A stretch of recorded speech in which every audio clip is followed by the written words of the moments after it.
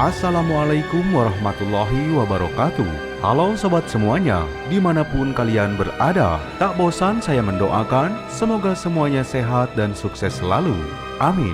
Pada kesempatan kali ini saya akan membahas sebuah film yang diangkat dari sebuah buku karya Declan Power mengenai kisah nyata pada pertempuran Jeddah File pada tahun 1961. Kisah ini berawal saat Kongo menyatakan merdeka dari Belgia pada tahun 1960.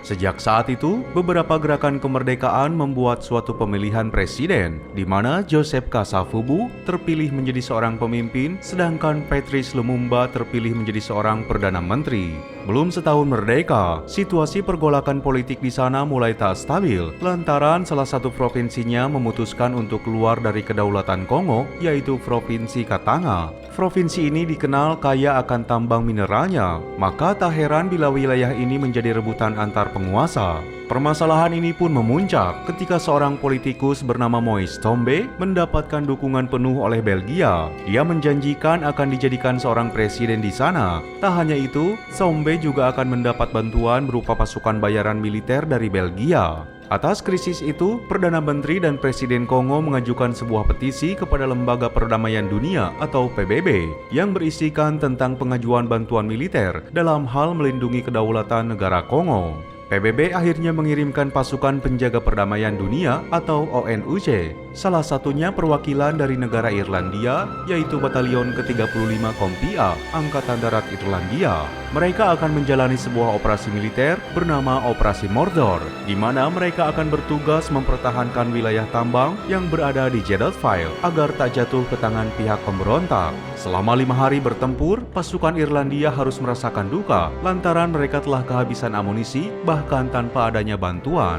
Meskipun begitu, dari 155 tentara yang dikerahkan, tak ada satupun korban yang tewas. Namun perjuangan yang mereka raih untuk mempertahankan Jeddah File gagal. Bahkan atas kegagalannya itu mereka menjadi bahan hinaan, sehingga batalion ini dikenal sebagai pasukan pengecut. Lalu bagaimana kisah selengkapnya? Langsung saja kita simak alur cerita dari film The Siege of Jeddah File.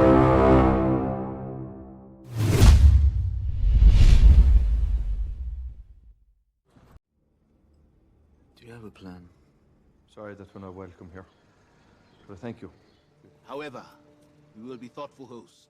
Memasuki masa Perang Dingin pada tahun 1961, negara-negara yang tengah berkembang mulai merasakan dampaknya, salah satunya di wilayah Afrika Tengah yaitu negara Kongo. Meskipun negara ini telah menyatakan merdeka dari Belgia pada tahun 1960, akan tetapi wilayah bekas koloninya itu tak mau ditinggalkan begitu saja.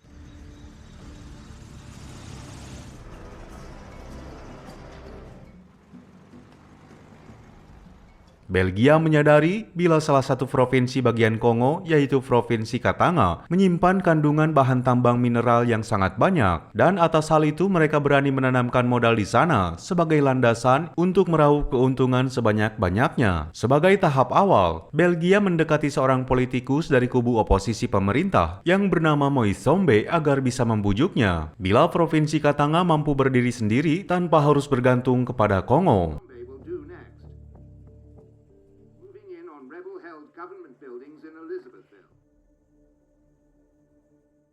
Rayuan-rayuan dari Belgia membuat hati Moise Tshombe luluh. Akhirnya dia membuat pernyataan bahwa Provinsi Katanga ingin memisahkan diri dari kedaulatan Kongo. Situasi pun menjadi panas saat banyak pemberontakan terjadi di sana. Sebagai Perdana Menteri, Patrice Lumumba memberanikan diri untuk mengunjungi Provinsi Katanga demi menghentikan situasi tersebut. Tetapi apa yang terjadi? Kunjungan Patrice Lumumba menjadi malapetaka bagi dirinya. Beliau ditangkap oleh kubu Moise Tshombe, bahkan dia disiksa sampai akhirnya nyawa Patrice Lumumba tak bisa diselamatkan.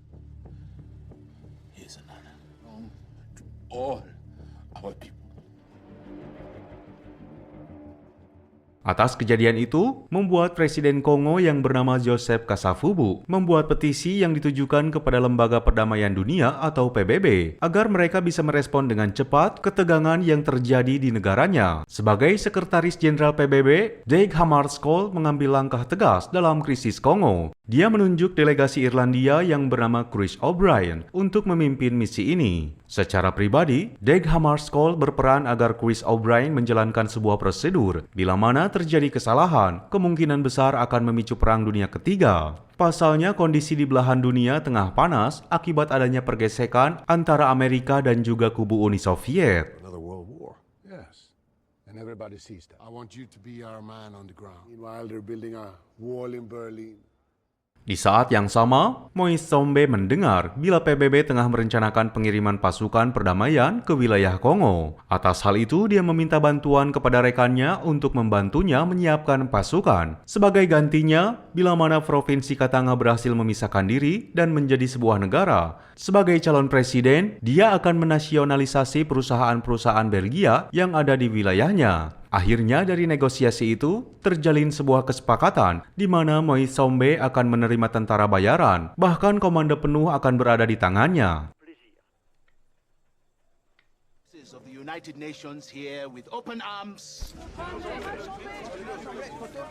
Singkat cerita, pasukan perdamaian dunia yaitu ONUC yang diwakili oleh negara Irlandia telah berada di wilayah komplek PBB, tepatnya di dekat wilayah Jedalfile. Sebanyak 155 orang prajurit dari Kompi A Batalion ke-35 Angkatan Darat Irlandia telah dikerahkan di sana. Sebagai pemimpin, Kolonel Patrick Quinlan melihat lokasi komplek di sana sangat terbuka. Hal ini akan berdampak bahaya bagi pasukannya. Maka dari itu, demi meminimalisir kerugian, sang komandan menyuruh anak buahnya membuka benteng parit sebagai tempat perlindungan.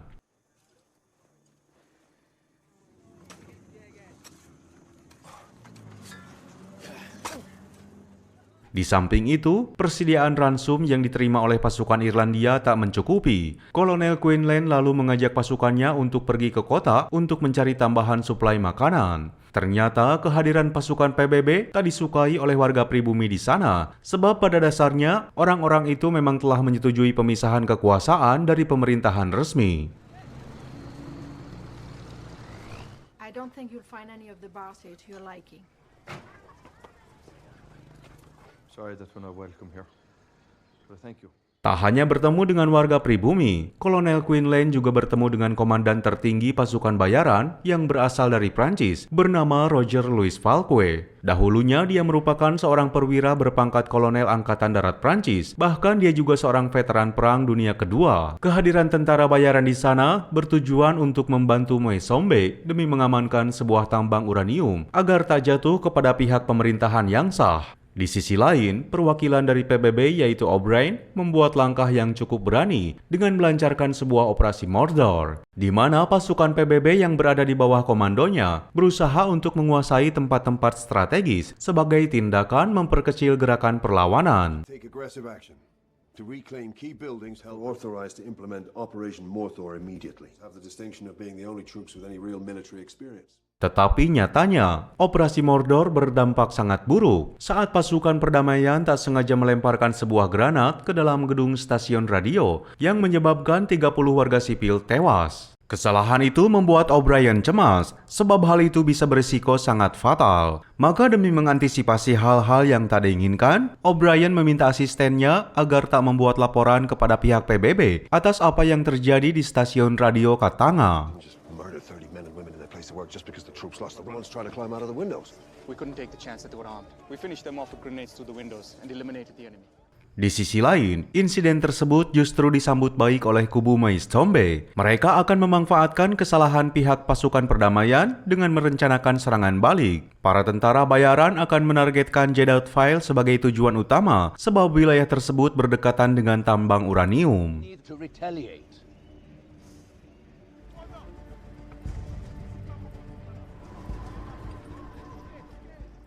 Pada hari Minggu, Batalion ke-35 Angkatan Darat Irlandia telah melakukan ibadah. Salah seorang prajurit di sana yang berjaga melihat pergerakan mencurigakan. Dan setelah diteliti, dia sangat tercengang saat ternyata pergerakan itu berasal dari pasukan musuh yang siap untuk menyerangnya. Karena pada saat itu orang-orang tengah beribadah, laporannya tak bisa ditanggapi. Akhirnya dia berinisiatif untuk menembak lonceng sebagai sebuah tanda adanya penyerangan dari pihak musuh. Seketika Batalion ke-35 berhamburan keluar untuk menempati pos-pos masing-masing.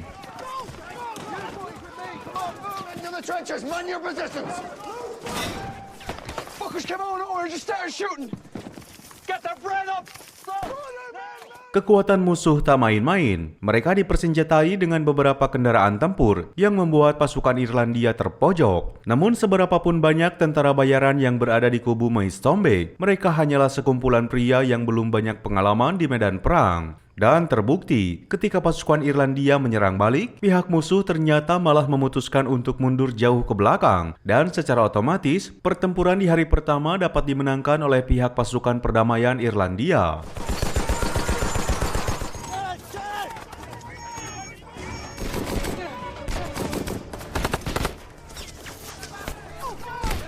Pada esok harinya, Kolonel Quinlan terus berusaha menghubungi pusat komando. Panggilannya tersebut akhirnya tersambung kepada Jenderal McEntee selaku komandan batalion. Quinlan segera meminta bantuan kepadanya, akan tetapi jawabannya seperti mengecewakan, karena ternyata Kompi A harus bersedia menunggu sampai waktu yang belum bisa ditentukan.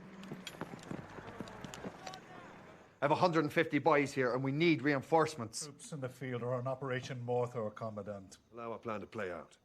The plan is 2 days old. Follow me.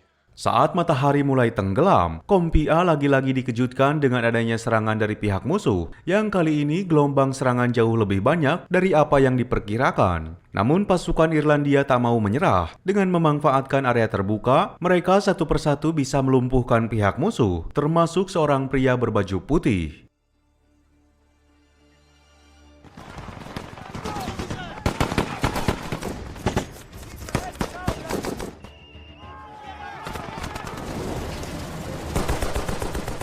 Kolonel Quinlan meminta kepada salah satu prajuritnya yang memiliki kemampuan sebagai penembak runduk agar mengarahkan kepada orang berbaju putih itu, karena dirinya meyakini kemungkinan besar orang tersebut adalah orang penting. Dengan menggunakan senjata Brand, prajurit Irlandia mampu menghabisi targetnya dalam satu kali serangan. Atas kematian pria itu, pemimpin tentara bayaran yaitu Falkquest mengajak pasukan Irlandia untuk menyetujui gencatan senjata.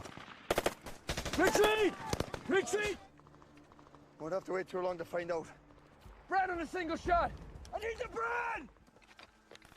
Ceasefire!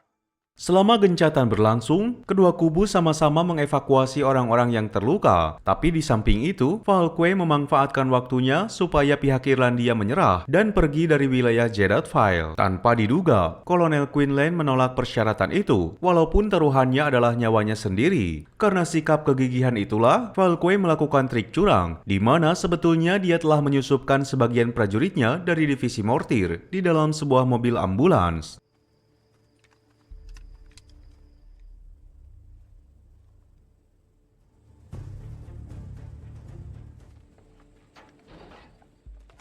Untung saja pergerakan itu telah diantisipasi oleh salah satu prajurit Irlandia, sehingga dari insiden itu tak ada satupun anggota dari Kompi A yang terluka ataupun tewas. Peperangan ini masih terus berlanjut. Pihak musuh terus menggempur pertahanan Irlandia dengan menggunakan mortir berskala besar ataupun kecil.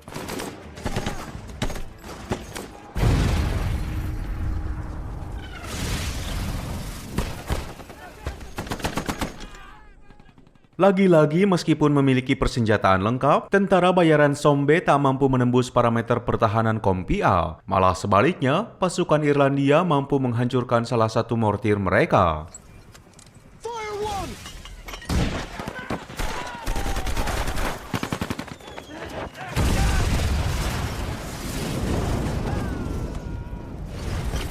Fire two!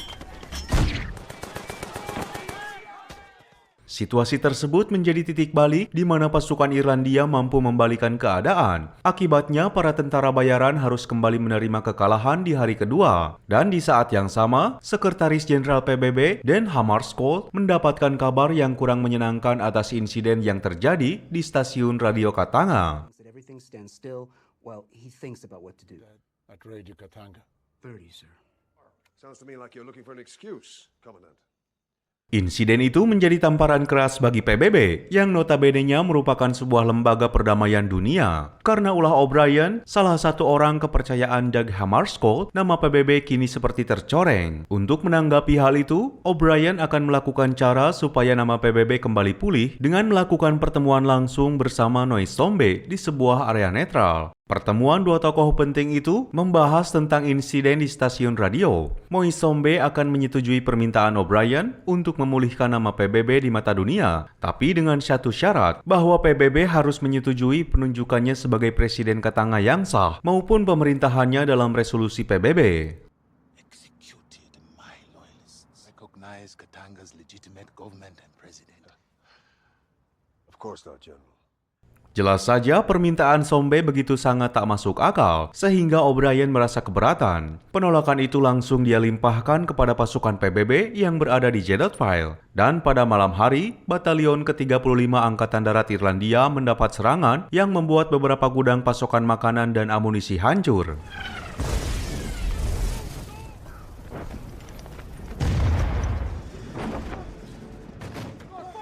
Kompi A kini hanya bisa menunggu pasukan bantuan yang dijanjikan akan dikirim hari ini juga. Tetapi sudah memasuki siang hari, pasukan bantuan yang dijanjikan tak kunjung tiba. Kolonel Quinlan segera menghubungi pusat komando agar mengetahui informasi selanjutnya. My reinforcements are here. Cooley, get more buckets. I give you my word you'll have reinforcements with you tomorrow. Ternyata Kolonel Quinlan tak bisa mendapatkan bantuan sebab pasukan yang dikirimkan terhambat oleh pasukan separatis yang sengaja menjegalnya di sebuah jembatan. Dengan terpaksa, Kolonel Quinlan harus bisa bertahan selama mungkin dengan ketersediaan logistik yang sangat terbatas. The Jeans have shored up with the big guns. We're facing bigger numbers.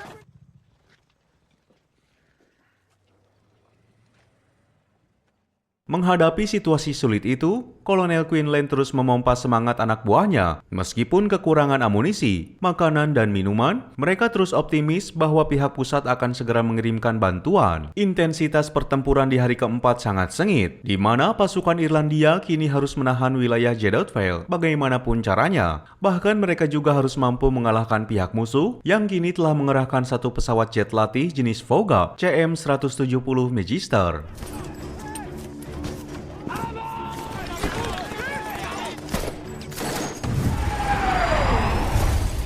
Pesawat itu berhasil menghancurkan beberapa gedung, tapi untungnya tak ada satupun korban dari tentara Irlandia. Yang ada hanya beberapa prajurit yang mengalami luka kecil. Tetapi situasi itu tak berakhir begitu saja. Pesawat tersebut masih menghantui mereka dikarenakan pihak musuh tak mau bila pasukan Irlandia mendapatkan bantuan. Meskipun berhasil mengusir jet tersebut, tetapi area di sekitar masih terdapat musuh yang berkeliaran. Dan benar saja, saat satu tembakan RPG dari musuh berhasil menghantam ekor pesawat yang membuat pasukan Irlandia tak bisa mendapatkan suplai amunisi dan perbekalan.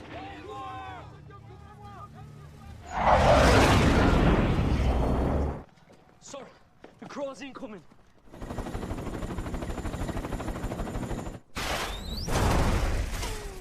Krisis yang terjadi di Kongo kian panas, sampai-sampai Sekretaris Jenderal PBB, Dag Hammarskjöld jauh-jauh datang hanya ingin berniat untuk mengunjungi Moise Sombe. Tapi di pertengahan jalan, sebuah malapetaka terjadi di mana pesawatnya sengaja ditembak oleh pihak musuh yang membuat Dag Hammarskjöld meninggal dunia.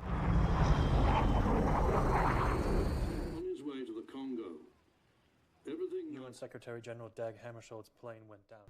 Kematiannya membuat simpati para tokoh politik, terutama Presiden Amerika saat itu, yaitu John F. Kennedy. Dia menilai Dag Hammarskjöld sangat menjunjung tinggi arti nilai sebuah perdamaian. Dan atas dedikasinya dan perjuangannya, orang nomor satu Amerika tersebut memberikan sebuah penghargaan kepadanya. Di sisi lain, Kompi A kembali harus berjibaku dengan banyaknya gelombang dari pihak musuh. Karena amunisi sudah sangat sekarat, Kolonel Quinlan mempunyai sebuah ide agar menggunakan selongsong peluru untuk digunakan sebagai bahan peledak.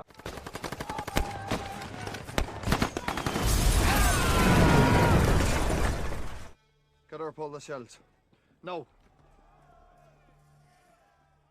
Mereka berupaya menggunakan cara itu agar bisa menghemat amunisi. Dan saat gelombang besar serangan datang, di saat itu juga Kolonel Quinlan meledakkan TNT tersebut. Akibatnya puluhan bahkan ratusan tentara bayaran banyak yang berguguran.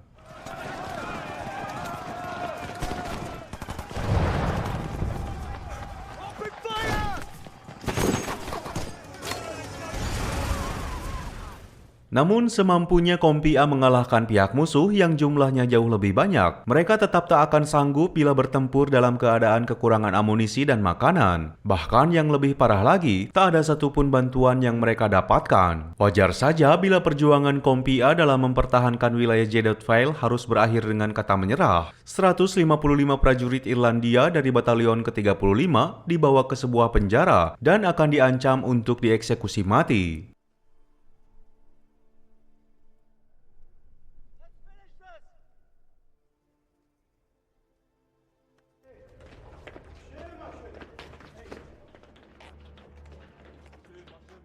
Tapi untungnya, eksekusi itu tak pernah terjadi, karena selama sebulan mendekam di penjara, seluruh pasukan Irlandia dibebaskan dan dipulangkan ke negara asalnya. Namun naas, kepulangan mereka tak mendapatkan respon baik oleh para petinggi militer Irlandia, sebab mereka telah dicap sebagai seorang pengecut.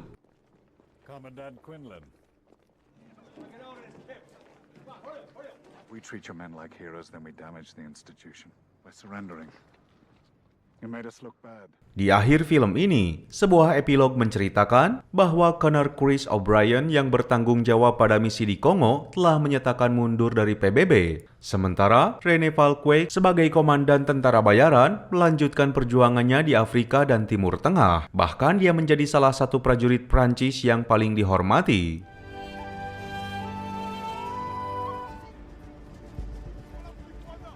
You sure you're not trying to reinforce a failed operation? Pemberontakan Katanga resmi dihentikan pada tahun 1963 setelah pasukan PBB menyerang dan berhasil menumpaskan para pemberontak. Moise Sombe yang menyatakan dirinya sebagai presiden Katanga diburu oleh PBB setelah terbukti berkhianat kepada negaranya sendiri. Kemudian dia dikurung dalam tahanan rumah dan pada tahun 1969 Moise Sombe menghembuskan nafas terakhirnya setelah dia mengidap penyakit serangan jantung.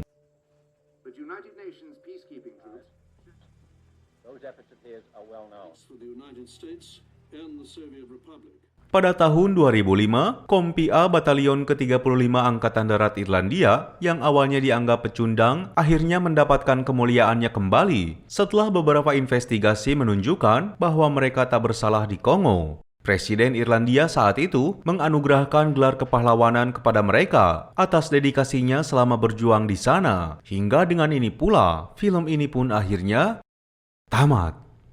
Sekian yang bisa kami persembahkan dalam alur film kali ini. Semoga bisa menghibur sobat semuanya. Mohon maaf jika masih banyak kekurangan dan sampai jumpa lagi di kisah berikutnya.